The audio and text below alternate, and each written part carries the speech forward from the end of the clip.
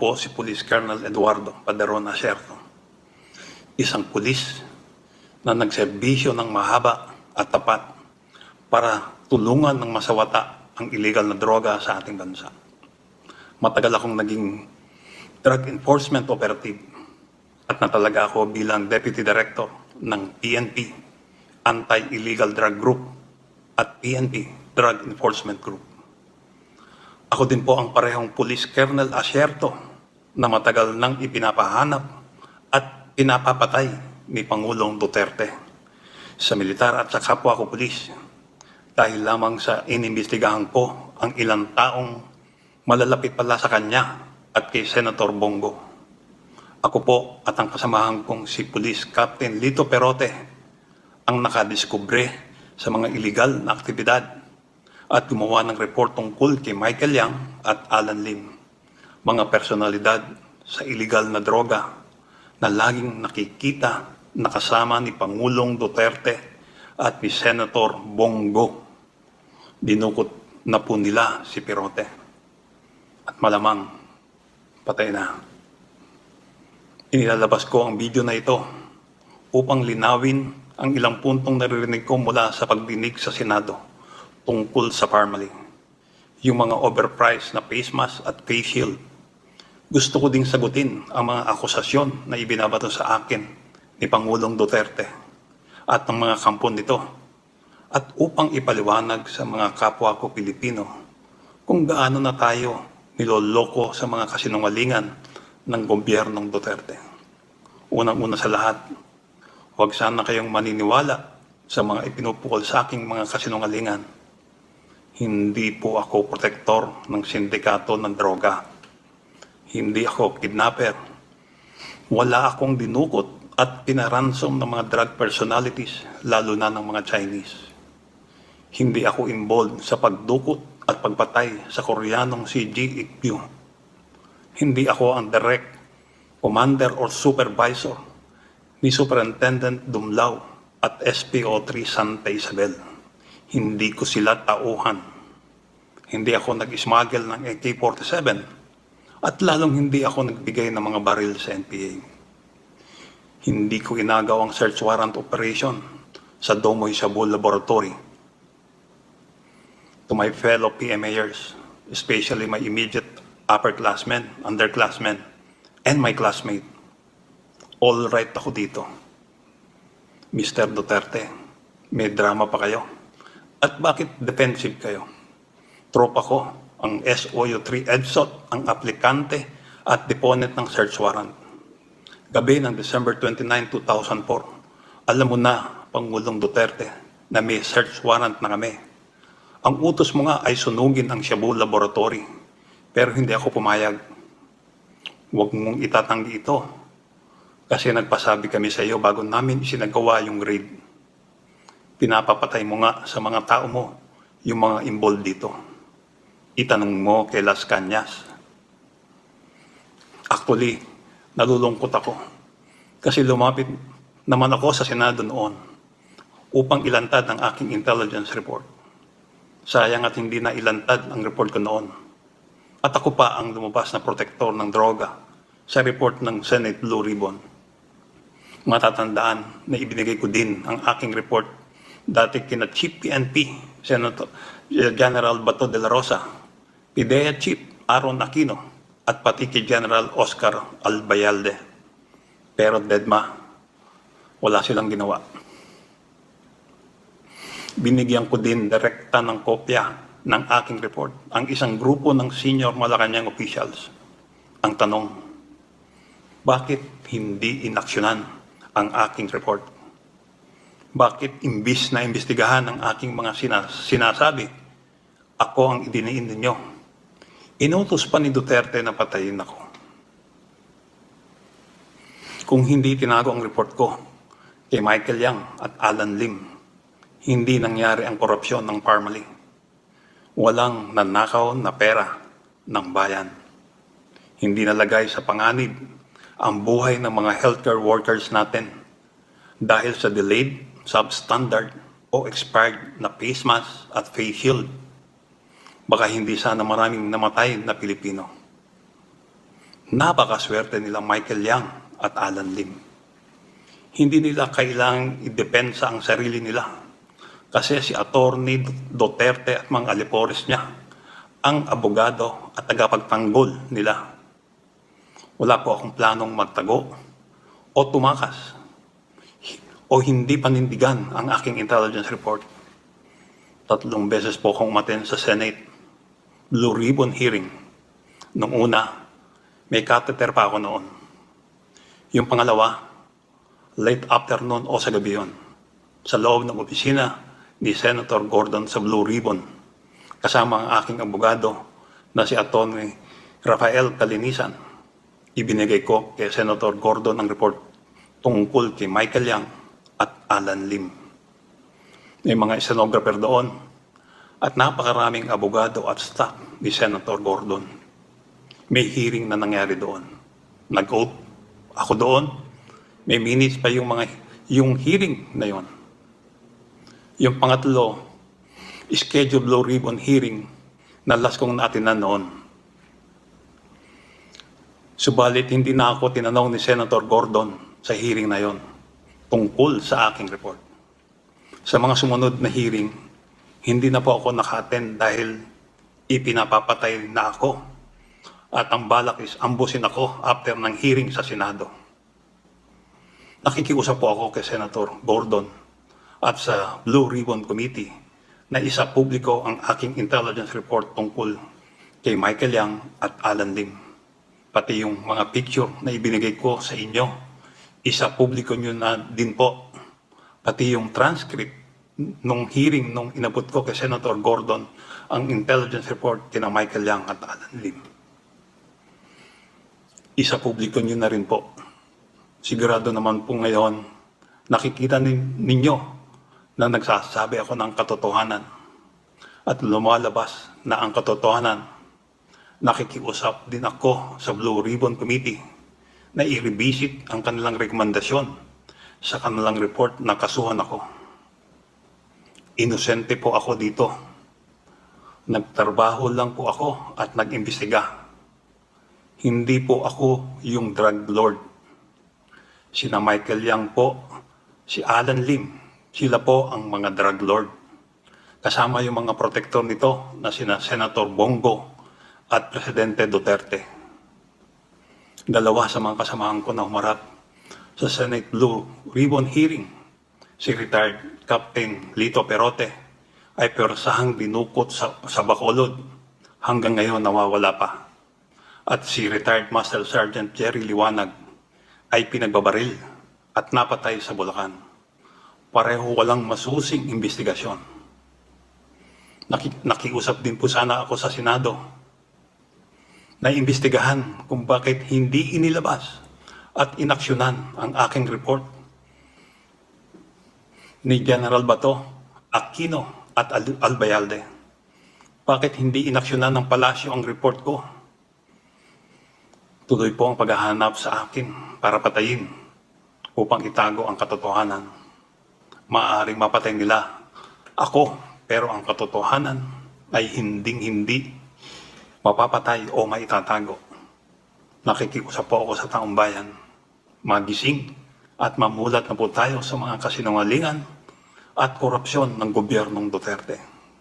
Kapag namulat ka sa totohanan, kasalanan na ang pumikit. At ako po si Police Colonel Eduardo Paderon Acerto, isang pulis na nagserbisyo ng mahaba at tapat para tulungan ng masawata ang illegal na droga sa ating bansa. Matagal akong naging drug enforcement operative at natalaga ako bilang Deputy Director ng PNP, Anti-Illegal Drug Group at PNP, Drug Enforcement Group.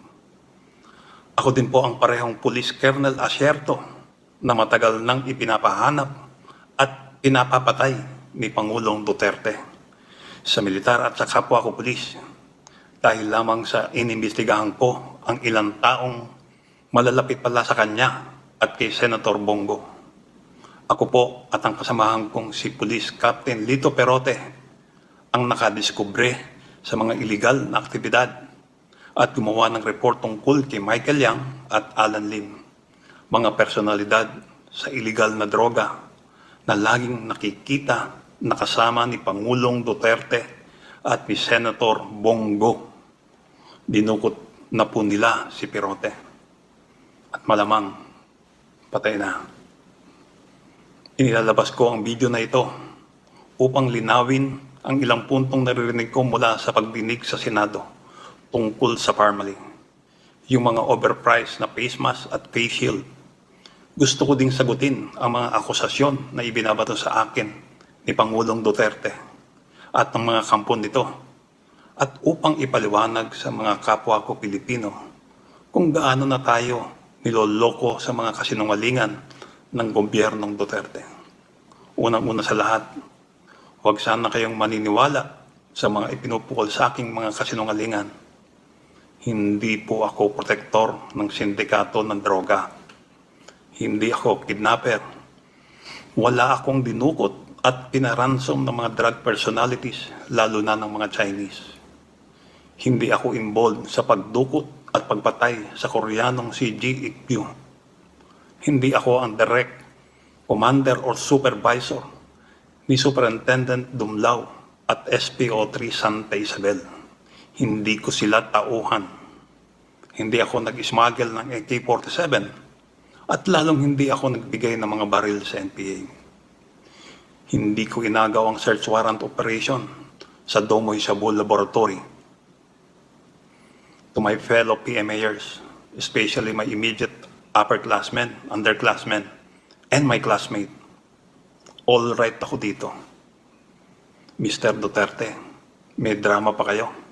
At bakit defensive kayo? Tropa ko, ang SOU3 EDSOT, ang aplikante at deponent ng search warrant.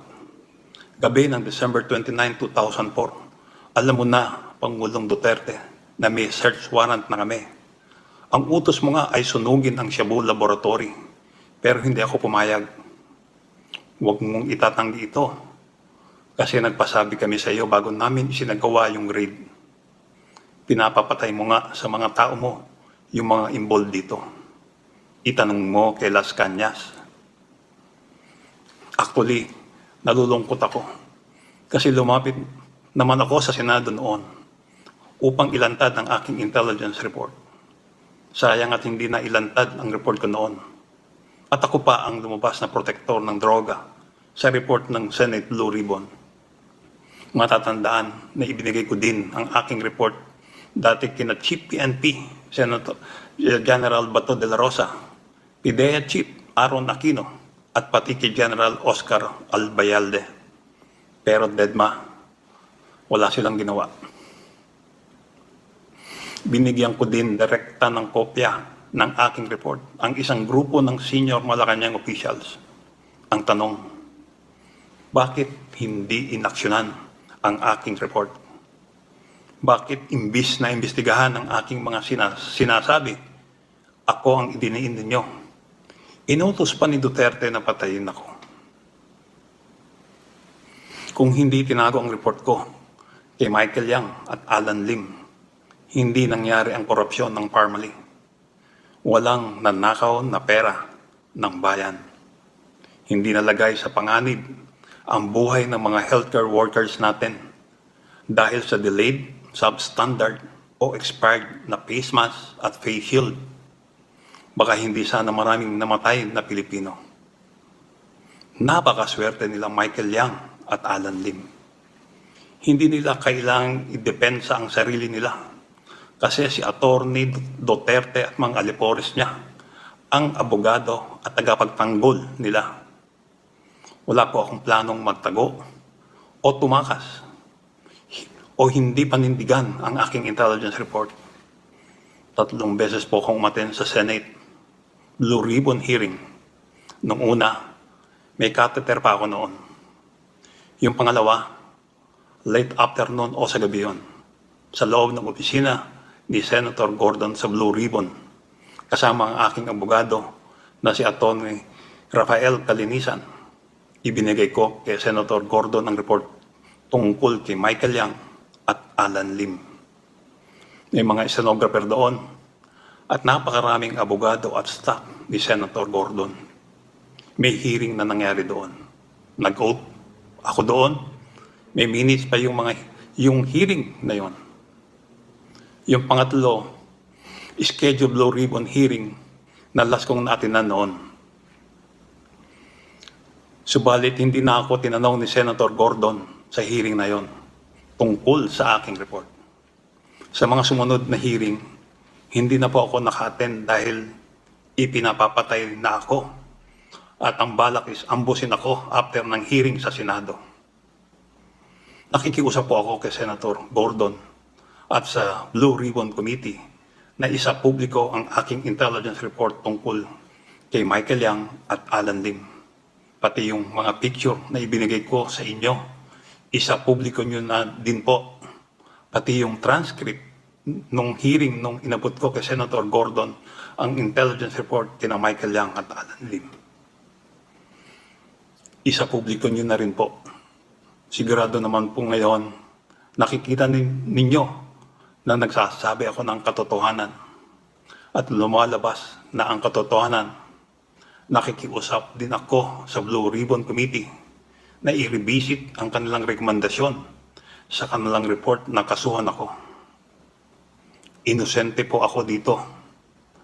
Nagtrabaho lang po ako at nag-imbestiga. Hindi po ako yung drug lord. Sina Michael Yang po, si Alan Lim, sila po ang mga drug lord. Kasama yung mga protektor nito na sina Senator Bongo at Presidente Duterte.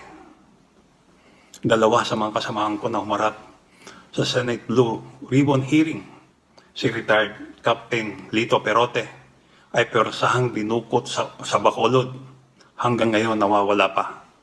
At si retired Master Sergeant Jerry Liwanag ay pinagbabaril at napatay sa Bulacan. Pareho walang masusing investigasyon. Nakiusap din po sana ako sa Senado na imbestigahan kung bakit hindi inilabas at inaksyonan ang aking report ni General Bato, Aquino at Albayalde. Bakit hindi inaksyonan ng palasyo ang report ko? Tuloy po ang paghahanap sa akin para patayin upang itago ang katotohanan. Maaaring mapatay nila ako, pero ang katotohanan ay hinding-hindi mapapatay o maitatago. Nakikiusap po ako sa taong bayan, magising at mamulat na po tayo sa mga kasinungalingan at korupsyon ng gobyernong Duterte. Kapag namulat ka sa totohanan, kasalanan na ang pumikit at walang gawin. At nabayan nawa ng Panginoon Diyos ang mahal nating bansa